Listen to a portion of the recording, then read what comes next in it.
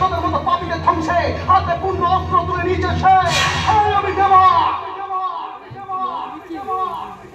ভিখারি মাই ভিখারি সম্রাট।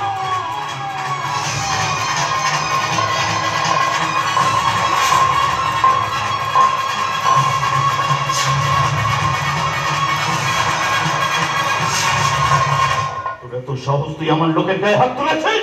শুধু হাত তুলেছি বলে তবে সেটা কুত্তাটা বেঁচে গেছে। যদি আমি আমার এই অস্ত্র তুলতাম না, তাহলে ঋষি পরশুরামের শপথ করে বলছি তোদের বংশ ধ্বংস করে দিতে আমার বেশি সময় লাগবে না।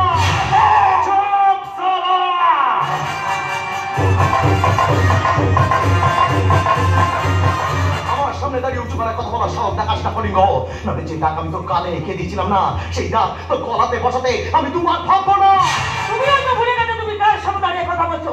তোমার এত বড় সাহস একজন মায়ের সামনে তার সন্তানকে মারার হুমকি দিতে? এতটুকু ভয় করছে না? ছোটবেলাতেই ভয় নামক শব্দটাকে আমি আমার জীবন অভিধান থেকে মুছে ফেলেছি। তাই আপনি ভাবলেন কি করে যে ন্যায়ের লড়াইয়ে অন্যায়কারীদের সামনে দাঁড়াতে আমার ভয় করবে?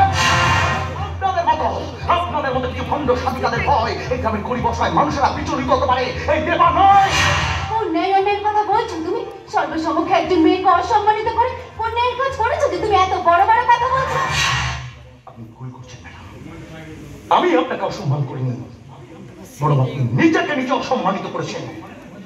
আপনাকে দেখে তো মনে হচ্ছে আপনি শহরে পড়াশোনা করা একজন শিক্ষিতা মেয়ে।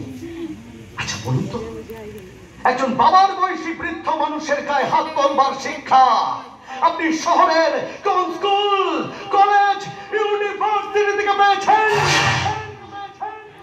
আসলে আপনারা ভুলে যান যেটা কলিকা। আর এই কালে পাপের ফল এই কালেই পেয়ে যেতে হয়।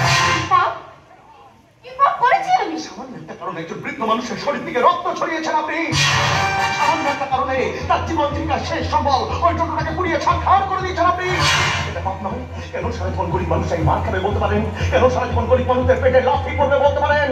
এই পৃথিবীতে সম্মান নিয়ে বাঁচার অধিকার কি তাদের নেই? চুপ করে আছেন কেন ম্যাডাম? বলুন, কি এমন অপরাধ করেছিল মানুষটা যে তাকে মৃত্যুর মুখে ঠেলে দিতে আপনার হাত একটু কাঁপলো না? এসব তুমি কি বলছো কলিঙ্গ বাবু? কলিঙ্গ বাবু এসব কি বলছেন? আমি তো শুধু চাইছিলাম এই টোটোওয়ালা যেন ক্ষমা চায়। আর আপনারা প্রদীপ বাবু এসব আপনারা কি করেছেন? কেন করতে গেলেন এমন? বিশ্বাস করে দেবো আমি কিন্তু। ম্যাডাম, এসব আর নাইবা করলেন, আসলে দোষ তো আপনাদের নয়, দোষ এদেশে জন্মানো গরিব অসহায় মানুষের কপালের। কারণ দরিদ্র ও গরিব এই শব্দগুলোর পাশে সম্মান নামক শব্দটা ব্যবহার করতে এদেশে কিছু উঁচু শ্রেণীর মানুষের বড় কষ্ট হয়। কিন্তু তারা ভুলে যায় যে গরিব খেটে খাওয়া শ্রেণীর মানুষেরা যদি এই দেশের বুকে না জন্মাতো, তাহলে জীবন ধারণের জন্য অন্ন বস্ত্র থেকে শুরু করে জীবন রক্ষার জন্য সীমান্তে সৈনিক তারা পেতেন না।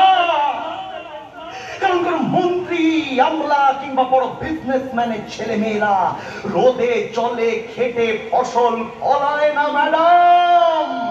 আর শীত গ্রীষ্ম বর্ষায় ওই সীমান্তে দাঁড়িয়ে শত্রুপক্ষদের আঘাতকে খুব পেতে নেয় না।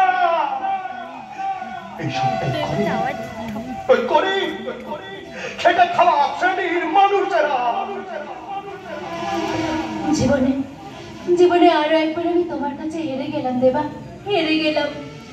ভালোই সম্মান আমার রাখলেন কলিঙ্গ বাবু, ধন্যবাদ, অসংখ্য ধন্যবাদ, অসংখ্য ধন্যবাদ। কলিঙ্গ, অম্বালিকার মনের অবস্থা ভালো নয়, তুমি এখন যাও।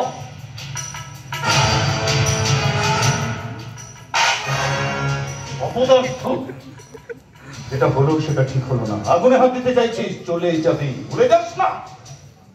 কলির অঙ্গ আমি কলিঙ্গ, কলিঙ্গ রায় বর্মন। অপমান কিন্তু আমি অভুলি না। যাচ্ছিস যা, তবে যাওয়ার আগে আমার একটা কথা শুনে যা। এবার থেকে গ্রামের গরিব অসহায় মানুষদের আর ক্ষতি করবার চেষ্টা করিস না, তাহলে কিন্তু মারের বদলে এবার পাল্টা মার হবে। আর সেই মারের জ্বালা বড় ভয়ঙ্কর হবে। বেশ, তাহলে দেখাই যান যুদ্ধের শেষ পরিণতি কি হয়।